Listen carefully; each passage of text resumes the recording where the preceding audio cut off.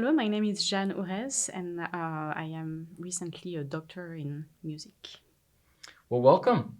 Thank you, Nathan, for having me. Yeah. So you've kind of done the impossible, which I think is not it's not the impossible, but a lot of graduate students feel that. So I kind of wanted to sit down with you because you came in here as a foreign student and you went through the doctorate program, Yes. and now you're employed at the other end, which is like it's so wonderful. But I think a lot of graduate students, when they're going through the program, there's like these waves of emotion, like, oh, I'm Yes. going to get this great job, or oh, I'm Yes. never going to get hired, or it's all corrupt and you have to know people, and right. And so I want to just talk to you because not only did you get a job, because I kind of know like a little bit of the backstory because Yes. you know my wife. Mhm. So you actually had even multiple interviews, Mhm. which is really, really impressive, Thank you. because it's like piano is like one of the most competitive Mhm.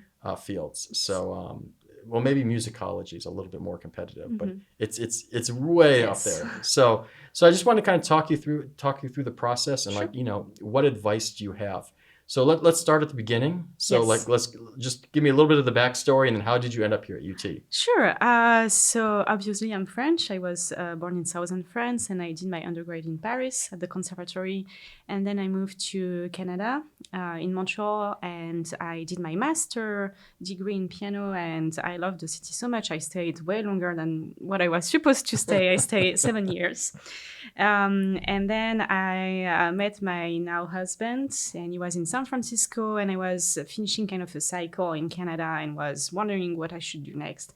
And so it was the perfect timing. So I actually auditioned at the San Francisco Conservatory of Music, and I moved there for 2 years, and I did a 1 year diploma, and then COVID happened this same year.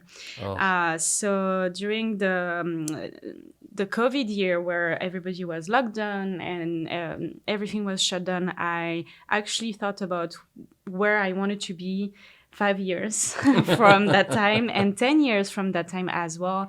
And it became clear that I really love teaching. I really love sharing my passion and also growing as a human being. And so and I also wanted to work in the US because I really love the university aspect, and I think it's very it's a vibrant environment. And so to become a teacher in the US at the college level, what do you need when you are a pianist? You absolutely need a DMA. Actually, that's mandatory. That's a requirement. Most of the job ask for it as a not even a preferred qualification, but a required qualification. And so that's how I start looking into DMAs. And I had a few choices, and I was lucky enough to enter in all of my choices. And I chose UT because of my teacher, Antonelle. And I also thought that the program would suit me very well because we have some academic requirements, but I knew it was flexible and I would be able to do other projects on the side, do more research because I'm also into research. you Yes. said a cool word, research, right? Mm-hmm. So a lot of times, like my guess is, and I could be totally wrong. So in Paris, in Mm-hmm. Montreal, and in San Francisco, Yeah. how much research did you have to do for those programs? Almost none. Definitely in Paris, it's a performance school. So I think now students they are required to take a few academic classes and to do some research as part of their master degree. But definitely at my time, a few years ago. It was not mandatory yet. Montreal is a university, so there are the two aspects. I was also in the performance track, so I almost didn't do any research. And the SFCM is actually a conservatory, so it's also a performance school. Yeah, so it's just when you were applying for jobs, how much do you think your research aspect did? And I want to talk about the performance too, because Yes. that's super important. But like I think Yes. just a lot of people don't ever think about the research component. So like how much do you think that played into a role into you getting That's a those very good interviews? question. I actually came to research because I also did a master in French literature in Canada. And it's 100% research, right? We don't have performance aspects. And I really love discovering and analyzing. And so I was like, now, I mean, I would love to do that also in music. And I've been working on women composers, and the field is very vast, and there are a lot of things that needs to be done on that side. So I mean, it was kind of obvious I would do research in that field. So it was very easy. As for the job, I think it's very important. I mean, from what I know, during all my interviews, people would ask about my conferences, would ask about what I was passionate about besides performance, because it's kind of obvious if you apply to a job, you are a very good performer. That's one of the main things. It's obvious. And then, I mean, I remember having some exchanges and some discussions about what I would do next, what would be my next research topics, and how I wanted to make them happen. Yeah, great. Yeah, it's interesting because I think a lot of people, especially in the performance space, don't understand also who might be like hiring them. So like, like it's a way different than like your teacher, right? You're not just playing for someone and they're saying, "Oh, you play so beautifully." Yes. So first of all, you're not hired by one person, right? There's a bunch of people. Yes. So talk me through the committee and no names, but just tell me like the makeup of the committee. Because I think a lot of people don't quite understand that. Sure. Well, it really depends on the school, but at my level, the school I got interviewed for, on my committee, I would have an English professor, I would have an arts professor, and they were teaching ceramics classes. So you kind of have to also talk to them when you go there, and you have to make your research interesting as well to them. And my understanding is that they have to see how you could be a good fit also for them, and how they would be able to work with them. I think again, it depends. It varies depending the schools. I also interviewed for 100% music schools, so in that case, it's only musicians, but not necessarily only pianists. So same thing. It's kind of you have to. Yeah, you have to talk to everybody. Yeah. And so like an English professor, or ceramics professor. Yes. So like they might not even understand, especially at your level. Like you were saying that at that level, everybody is pretty good performer, right? If you have a DMA, so it's hard for the English professor who knows nothing about it. Yes. So, but they can look at your resume and instantly see that this is legitimate kind of research, right? And this is important for several reasons. One is that you're scholarly, right? That you're intelligent about it, but also that when they hire you, that you might be able to move up into like a 10-year track and eventually get tenure. Yes. So talk me through like when they're, or even now, if you were to sit on a search committee, what would you look at? Like when that resume hits your desk, what do you think is important as far as research? Because research can mean many things, right? It could be many things. So what do you think stands out on a resume? That's a very good question.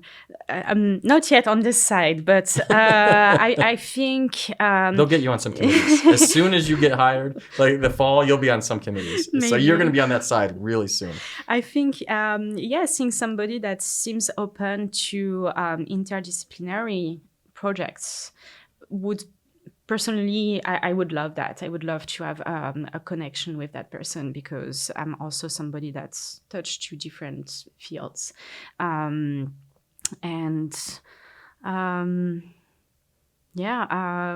Just some diversity, I think. Seeing that the person is active in conferences, publications, maybe like new music, baroque music, and they don't have to do everything, but just seeing that you are diversifying your own playing to make you. And so I want to touch on a little bit of that, like so conferences, publications, and in the performance world, these are things that there's a lot of graduate students who might not even realize they're out there. So talk me through. So like you came in, your interest was women composers, right? Yes. Was it of a certain era or just in general? I started with the Belle Époque period and French women composers, and the more and more I research about it, now I'm playing more of them, and I'm trying to diversify the geographical side of that. Also the epoch, I'm more into 20th century.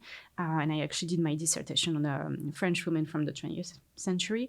But what I would like to say as well is like, unless you are the winner of Tchaikovsky competition or Queen Elizabeth, or like you are a very active performer and you are winning a lot of competitions, you have to show that you are worth it in a different way. And personally, I'm not a competition person, so I knew that, and I had to make my mark differently. So that's, my French literature background led me to really dig into research and say, okay, well, I think I could do good. I could do pretty well in that field, so let's go to conferences. So yeah, I started with women composers, and I'm trying just to open even more right now. Okay, yeah, and for the person who does win Van Cliburn, right? First of all, there's very, very few of those people. Yes. and those people might not even fit in the majority of universities. Yes. Because how well are they going to get along with the English professor? Mm-hmm. Or if you have you're traveling a lot, right? If you're doing lots of concertizing, right? I mean, they want you at committee meetings. They want you there. So there's a whole nother track. Yeah, right, you can really definitely we're not playing on the same level here. Those people, they would go for bigger university, and they would probably be invited rather than going through the interview process as DMA students. Most of them are doing. Yeah.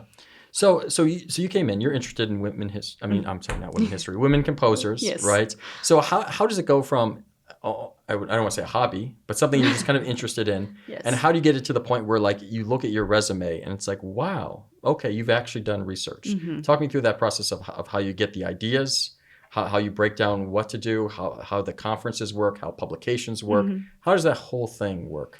Well, this is where I was very lucky to meet your wife.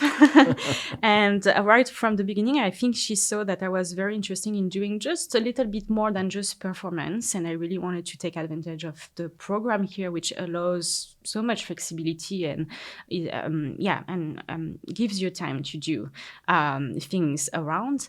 And so she actually encouraged me to apply to conferences with topics that I was interested in. And I remember I spent several hours with her, like working on the proposal. And after a few times, I was like, okay, now I get it. I get how it has to be, because I saw some of my proposals getting accepted and some not.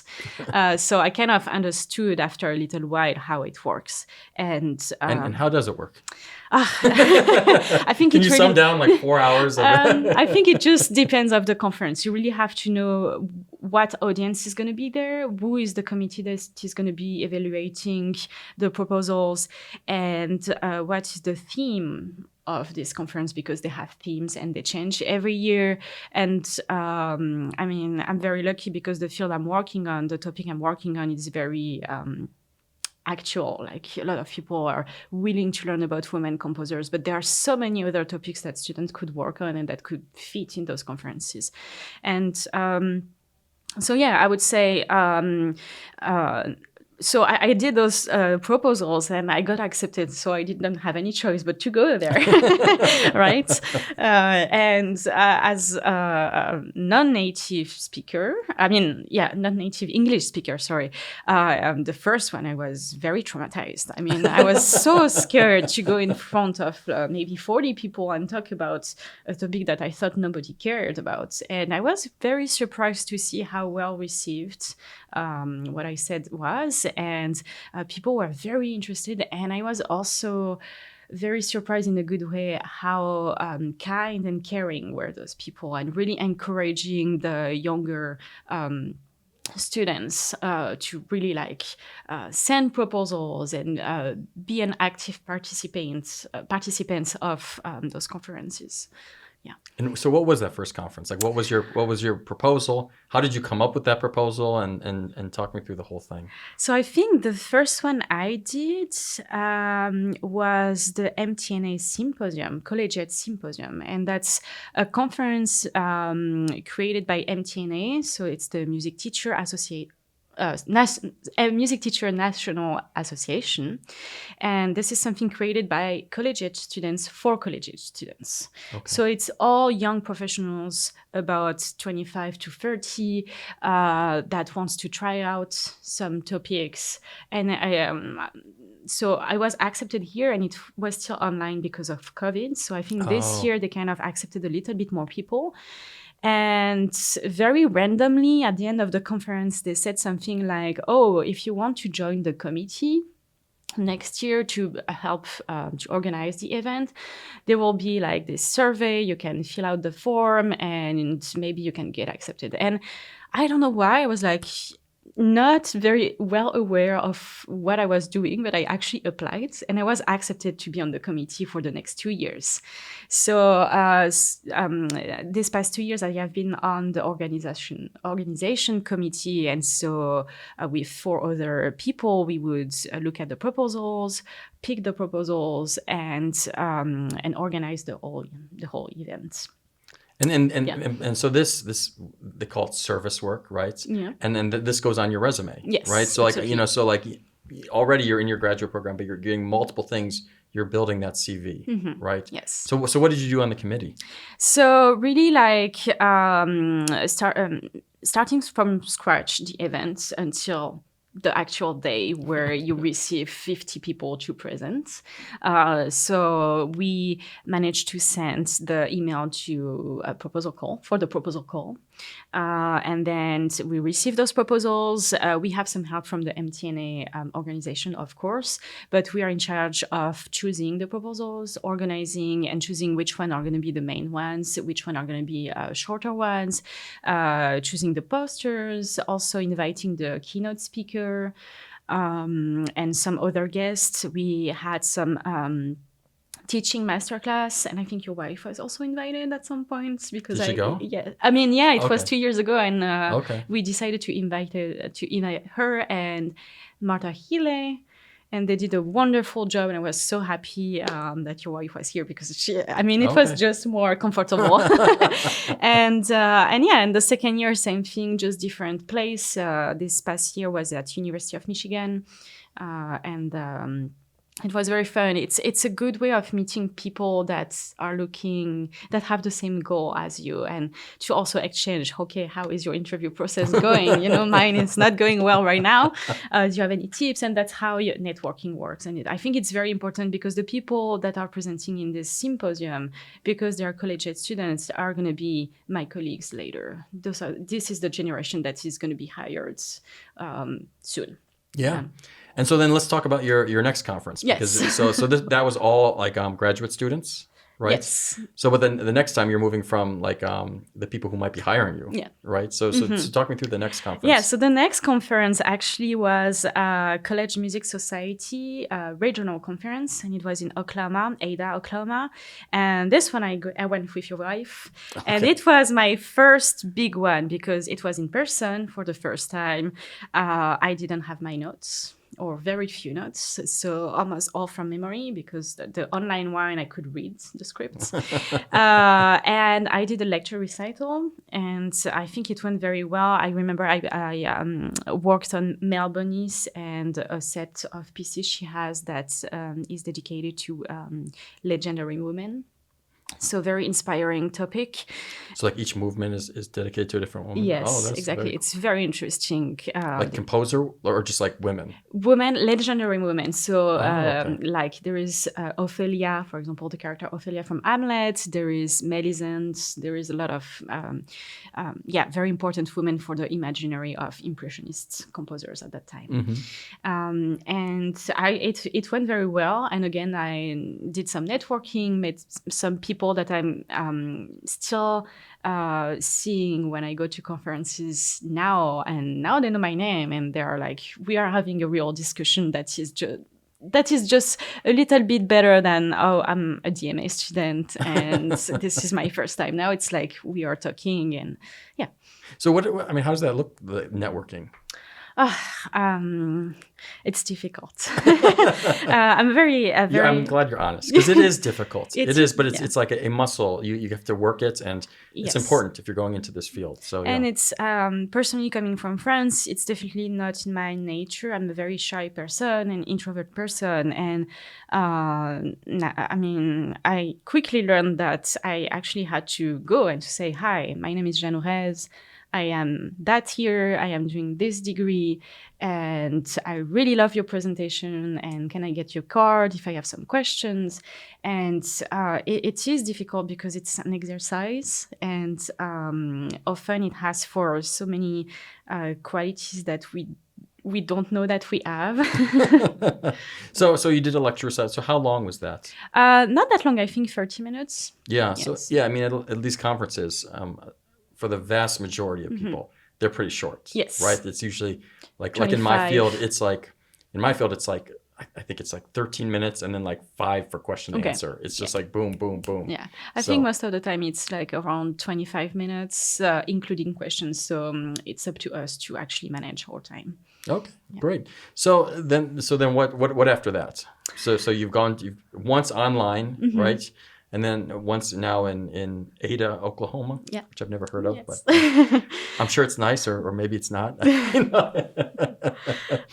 Well, and then I was accepted to present at TMTA. Okay. And I was like, okay, great. I mean, I'm working on Melbourne's, but different topic on her. And this is Texas Music Teachers Association. Yeah, yes, absolutely. Yes. And I work on the pedagogical pieces that she wrote. So very interesting topic. And I was ready to go with 25 minutes. And I think 2 weeks before, one of my friends told me, oh, that's amazing. You are one of the main presenters. So I'm going to be there and you're going to present for 1 hour. And I was like, what? Yeah. And I mean, it's my mistake. I did not notice, but the proposal I applied to, the call for proposal I applied to was actually to be one of the 1 hour slots. Wow. So I actually had to adjust. Big adjustments. Yes, absolutely. And so this one was very stressful because it was my first time talking for that long. Even in French, I have never done that before. So still very stressful. And I think since I have done that one, I have become so much more comfortable talking to people and talking 25 minutes. Now it's easy once you have done the 1 hour. But the 1 hour was very, very stressful. But again, everything went well and people were very, very interested in this topic and very caring. And also it's part of the networking. When you finish presenting, people come to you, present themselves and say a few words, ask you a few questions, and then they give you their card and link to the application process, the interview process. Whenever I would apply to a school, and I did so many applications, I would remember, okay, did I meet anybody at this conference in that school? And if it was the case, I would always write to the person just to say, hey, by the way, I'm applying and just letting you know I'm applying, and do you have any advice? And that's how networking works, and that's how it can be useful, I think. Yeah, I mean, a lot of times people say, well, it's all who you know. Yeah. And it's like, that's not true, but it kind of is. But the way you get to know people is by going to these kind of things. So it's like, if you put in the work, you'll get to know people. And, when you're doing this interview process, the first round, they're going to get, 300 applicants. It's really competitive. So the goal with this is usually just to kind of make it through that first round. So the committee will usually go and say okay, this should move on or this shouldn't. We have to get it down to 20 before we can really look seriously. And when you have a personal connection like that, let's put them in the 20, right? It's much easier to do that. Yeah. And that really helps you. So what was it on? What was the hour? Oh, well, it was also on Melbourne's, but on some of her pedagogical pieces that are more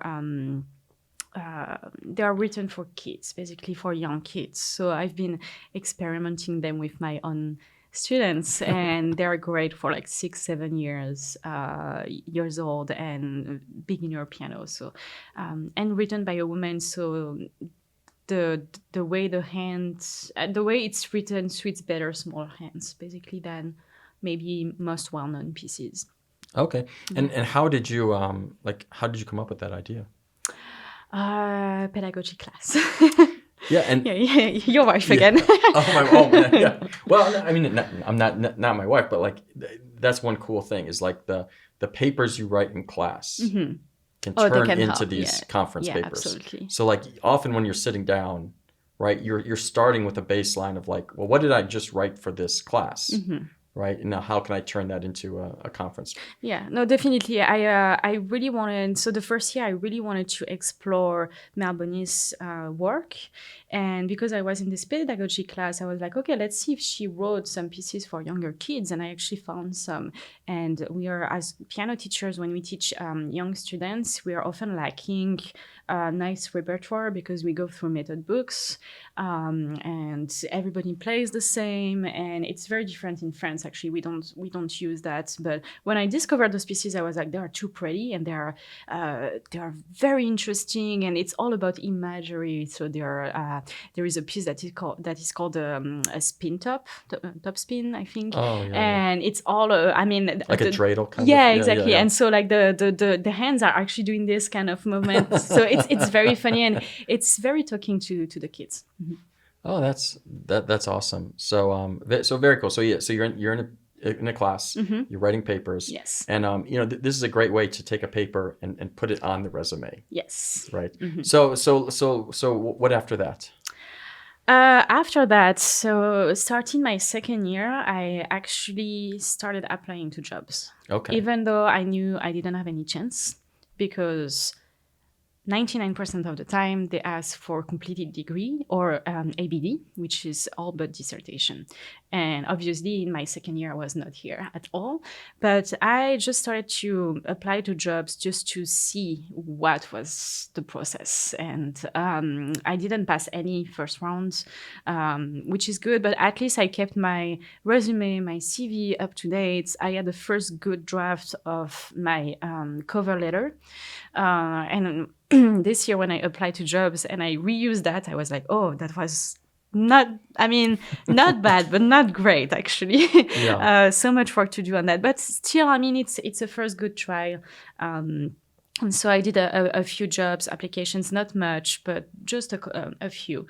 And it also helped me seeing what jobs were filled that year, and that would not happen in the next few years probably, and just seeing also the timeline. So most of the jobs are opening in August now. I mean, they are opening earlier and earlier every year, so now it's August. And then So they're opening in August for the following August. yes, when it's like assistant, associates, professor, like big jobs, they're opening in very early because the process is very long. Yeah. And there are like several rounds. So yeah, I mean, my second year I did that. I just did a couple of conferences, but not much, because I was working on several papers for my classes that I eventually want to turn into publications. So now I think I have good drafts also for that.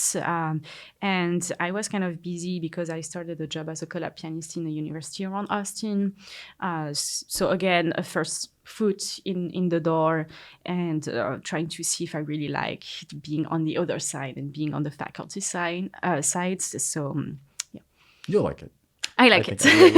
So that is such like good advice, like that to do it a year. So I want to kind of talk about that a little bit. That it basically took you a year of kind of revising these documents. I think a lot of people will wait. They'll be like, oh, okay, well, it's due, March 10th. So March 9th, they'll sit down, and there's a lot of stuff that goes into it, Yes. right? There's transcripts. There's cover letters. Yes. There's teaching philosophies. Yes. There's sometimes there's like diversity statements. Exactly. Yeah. And then there's the actual resume, right? Yes. So talk me through that. Like how did you first kind of come up with that stuff, and how did it revise as the time went on? Yes, and to add to those documents, sometimes they ask for a statement of research. Oh yeah.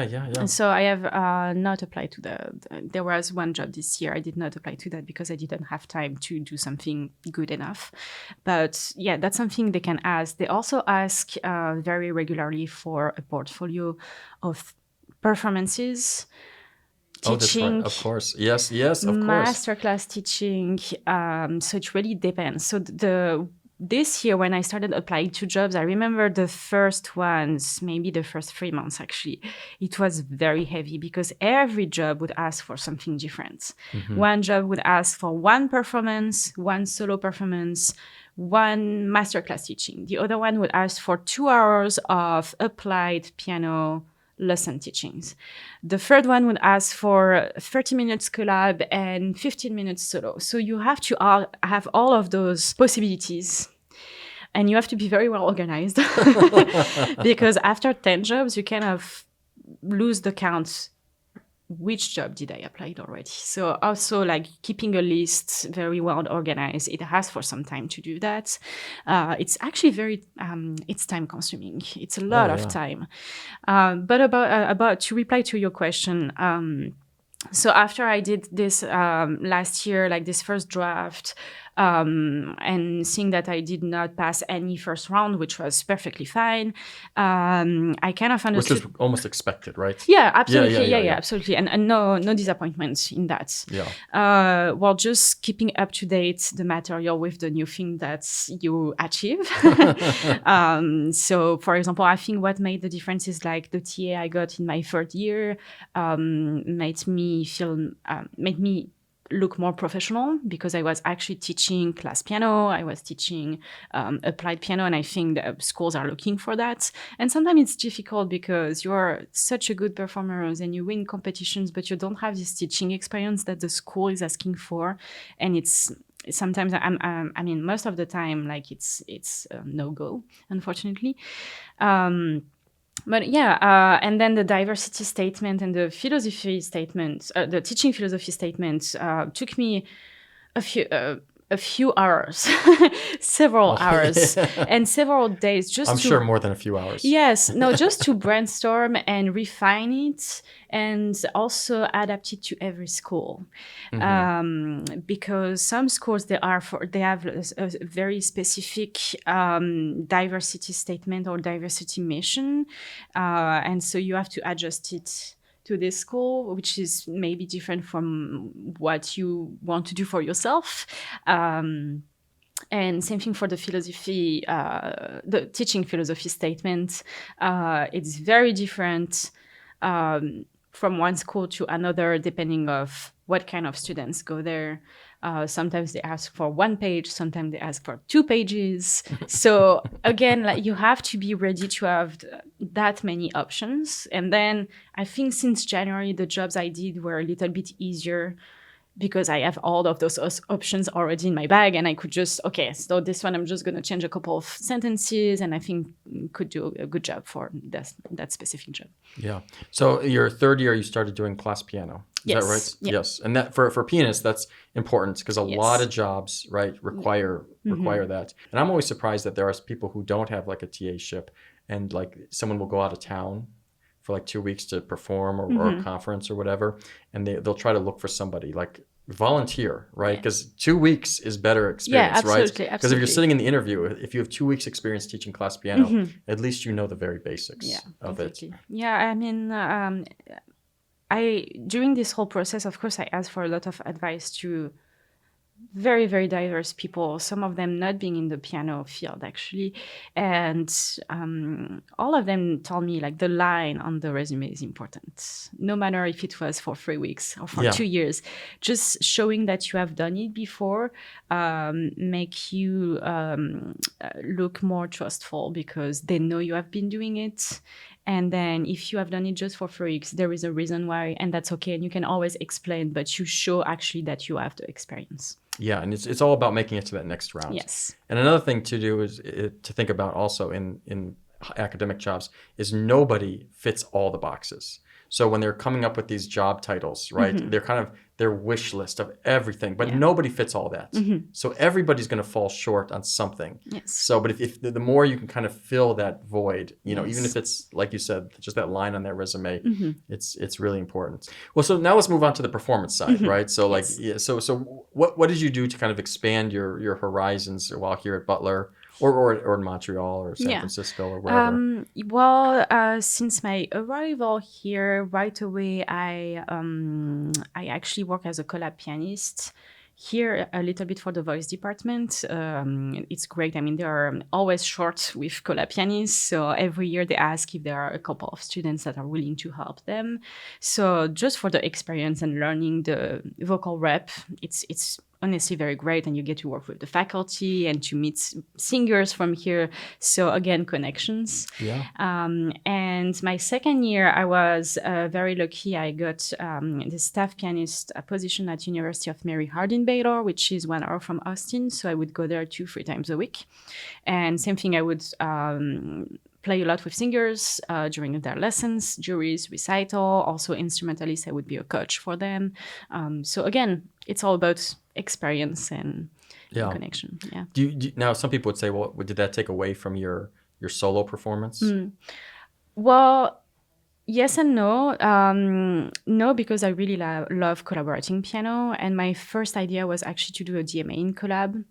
But then I realized that if I wanted to be a piano teacher, I should do a DMA in piano performance and I can always do collab on the side. So that's actually what I did. And I mean, I worked very hard, and I also did a lot of solo performances. So how did you get this job at this university? So you're a foreign student, yes. Right? So you just said you can't work here. So how did that happen? The second year, after a year full time, you can actually work by asking for a CPT, which is a work authorization. And that was like my first interview was for this job. And actually, I had to send a cover letter and a resume, and I had the first Zoom interview, and then I went in person for a brief meeting. And I think they kind of knew already that they would hire me. And I mean, I got the news very quickly after that, like 5 days after. And honestly, it was quite of a drive, but and it is still kind of a drive because I plan to continue going there as well. Okay. Is it north of Austin? Yes. Okay. Yes. It's 1 hour. But yeah, it's a great experience. And also I would meet new people. And a very funny story, actually. One of my singers over there that I played for him the first semester I was working there. He just made the Nats semifinal. Wow. Which is a big deal. And so we are going there next week together. No, really? Yeah, yes, because wow. I also played for him this past semester, and we kind of connected like first semester and this past semester. And so, yeah, we're going to Knoxville for that.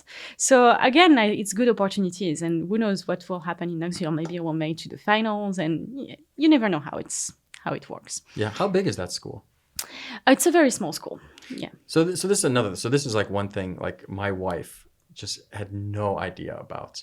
So she went to basically 3 very, very big schools, and I don't think she even realized that these small schools exist. Yeah. There's a certain charm to it. There's good, there's bad. So talk me through, like, what does it feel like to be at a small school compared to like something like Butler or San Francisco or Montreal? Or well, it's a very different feeling, and I don't know which one I prefer, actually. What I really love about small schools is that you get to know every student, and you kind of develop a very specific connection with all of them differently. And because I was a staff pianist, I had this weird position where I was between the students and between the faculty. And so I mean, students would talk to me more than they would talk to their teachers. And then I can talk to the teachers. So it put me, and also because I was still a DMA student, I think closer to their age, right? They would feel maybe a little bit more comfortable, like I was the confident. So they could talk to me.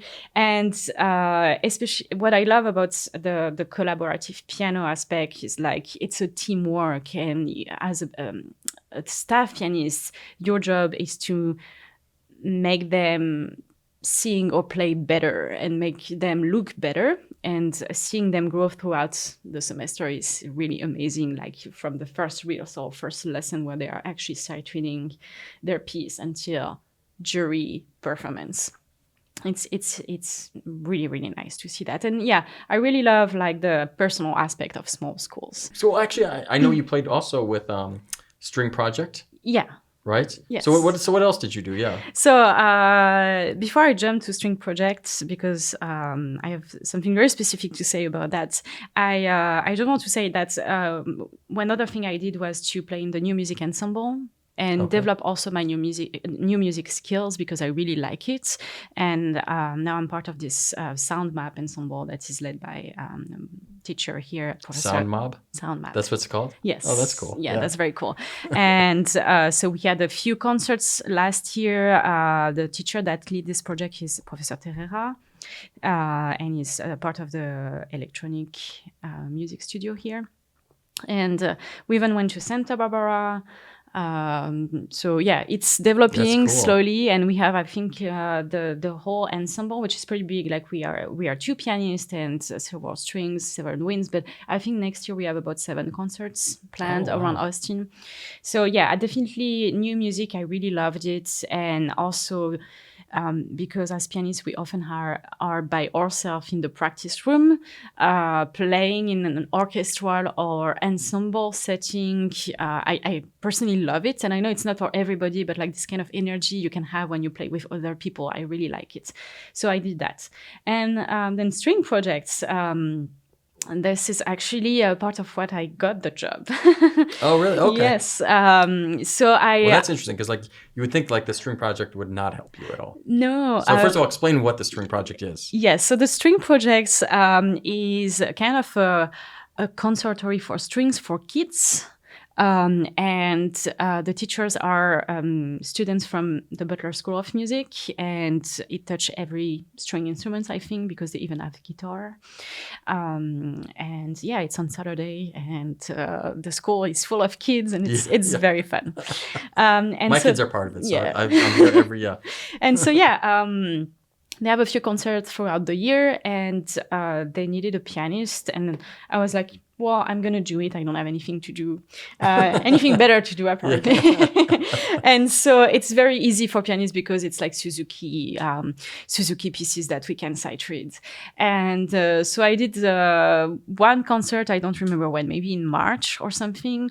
And Ruben Balboa, who was, I think, one of the main administrators, It was him and Laurie that I think really kind of ran exactly. the whole thing, So Laurie is the main person, and Ruben is his assistant. I think he's assistant director. Mm-hmm. And he asked me if I was available in April for 2 or 3 more events, and I was like, yeah, I mean, it's very easy, and it's just cute to play with all those kids, and they are so cute all the time, and they play very well, actually.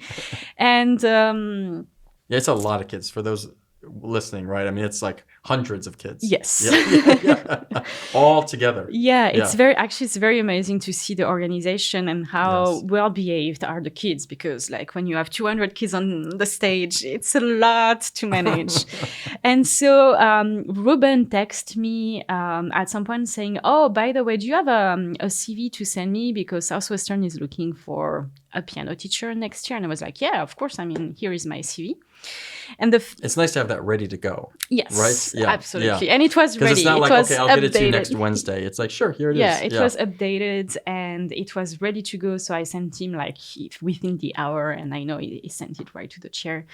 And so I'm also working with Ruben's wife at University of Mary Hardin-Baylor. And she is a voice teacher, and she's the voice teacher of the student I mentioned that I'm going to Knoxville with. So there is like kind of connection. So Ruben heard of me even before I played for string projects, because I mean, I think someone talked a little bit about me, and. So I talked, and then when I saw Ruben the next time, I was like, I mean, I've seen you working. You're very professional. You are always ready, punctual, and they want somebody like that can do that. And send your CV and let's see what happens.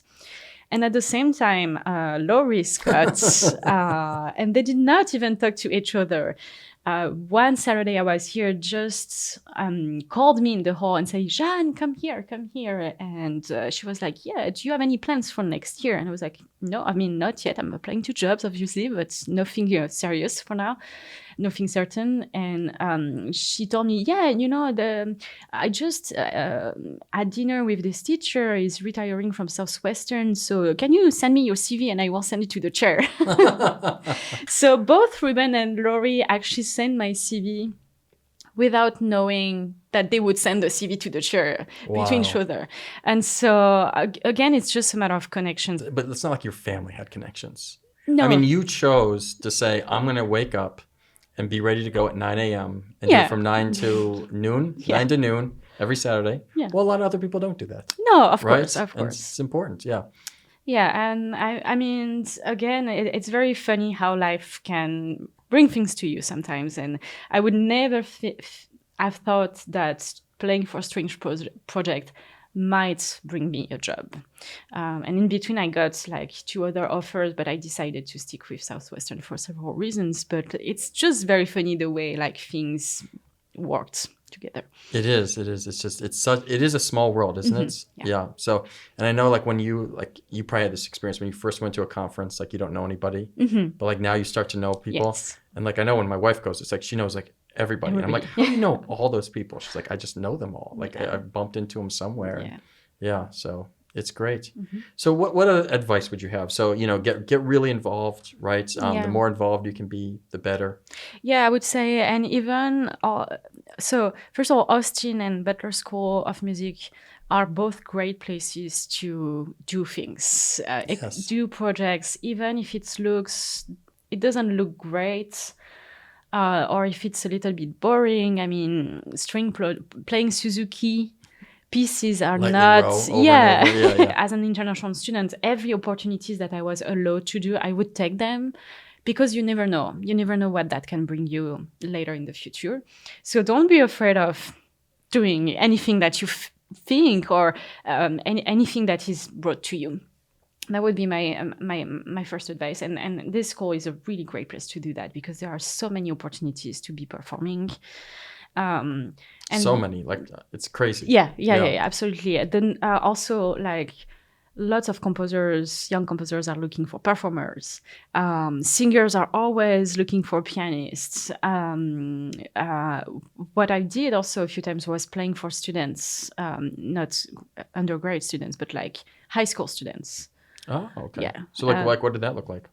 Well, when they have competitions, for example, there are a lot of, basically every kid in Austin play music, and so there are like those competitions, and they are looking for pianists. And like one of your colleagues might be a teacher of that kid and might actually ask for a pianist to play for this competition, and and then connection. And so I would say don't be afraid.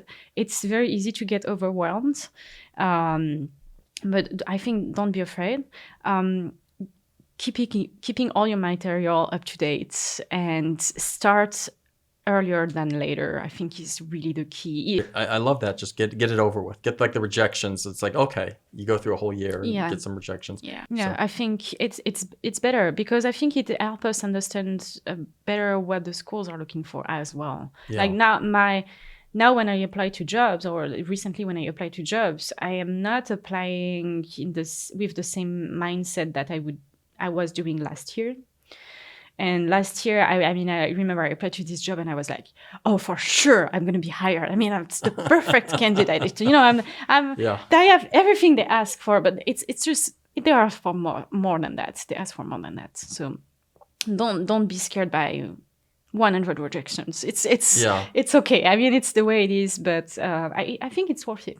And sometimes, you'll be like, you think like, I just match all those boxes, but then there'll be somebody like you who like multiple people are emailing the committee, right? And they just, it's just the stars align, or sometimes they don't, and it's a numbers game.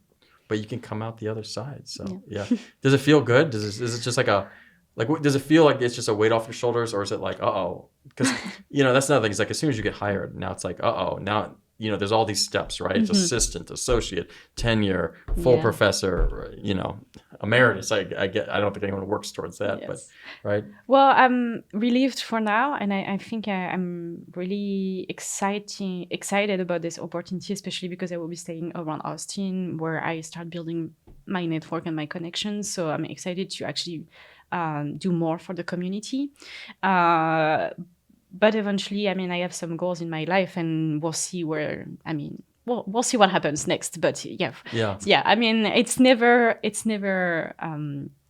the end. Yeah, and that's another great thing about doing conferences and then getting a job and all. Like your network you built here, right? Like you will stay in touch with all those people.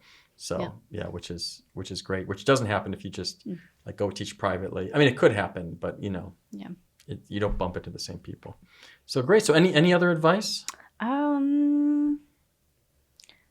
yeah, get involved. Get involved. Yes. Great. Yeah. Well, thank you so much. This has Thank you, been Nathan. wonderful. Yeah, and thank you so much. congratulations again.